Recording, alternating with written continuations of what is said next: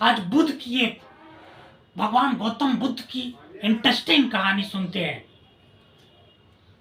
इस कहानी के माध्यम से हम ये जानते हैं कि व्यक्ति के व्यक्तित्व बदल जाने से सब कुछ बदल जाता है।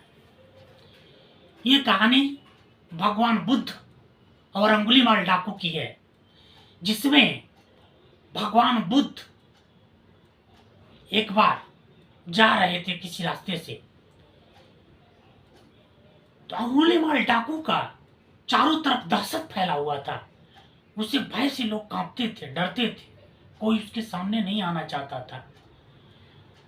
ये बात भगवान बुद्ध को पता चली तो भगवान बुद्ध जानबूझकर उसके सामने गए। जिस रास्ते से अंगुलीमाल डाकू आ रहा था, उसी रास्ते पे भगवान बुद्ध जाने लगे। ये देखकर अंगुलीमाल डाकू आश्चर्य में पड़ गया कि हमसे तो लोग भागते हैं, लेकिन ये कैसा साहसी व्यक्ति है जो हमारे ही रास्ते पे आ रहा है। दंग रह गया इस बात को देख के और कहा कि ठहर जाओ भगवान बुद्ध से।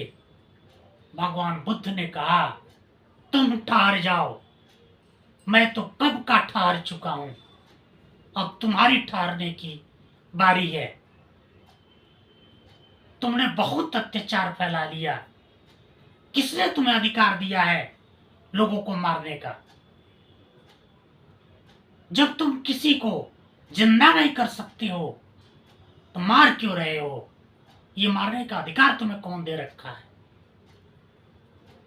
इस बात से अंगुलीमाल डाकू थम गया और उसके हाथ से हथियार छूट गया, नीचे गिर गया और ये सोचने लगा कि ये बात तो सही है। जब हम किसी को जिंदा नहीं कर सकते हैं, क्यों मार रहे हैं?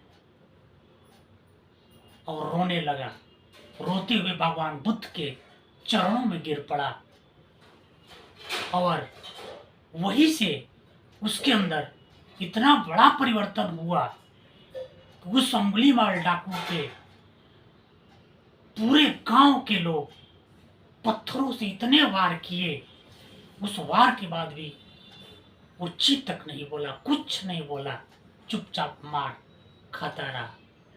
ये देखने के बाद भगवान बुद्ध ने कहा, अब तुम हमारे शिष्य हो, अब तुम हमारे शरण में आ सकते हो, क्योंकि व्यक्ति की आत्मा बदल जाने से, व्यक्ति का विचार बदल जाने से पूरा व्यक्तित्व ही बदल जाता है। अब तुम वो अंगुलीमाल डाकू नहीं हो, अब तुम हमारे प्रिय शिष्य हो। ये कहानी हमें सीख देती है, चाहे व्यक्ति कितना भी बड़ा पापी, कितना भी बड़ा धर्मी क्यों न हो, अगर उसका व्यक्तित्व बदल जाता है तो उसका सब कुछ बदल जाएगा। धन्यवाद।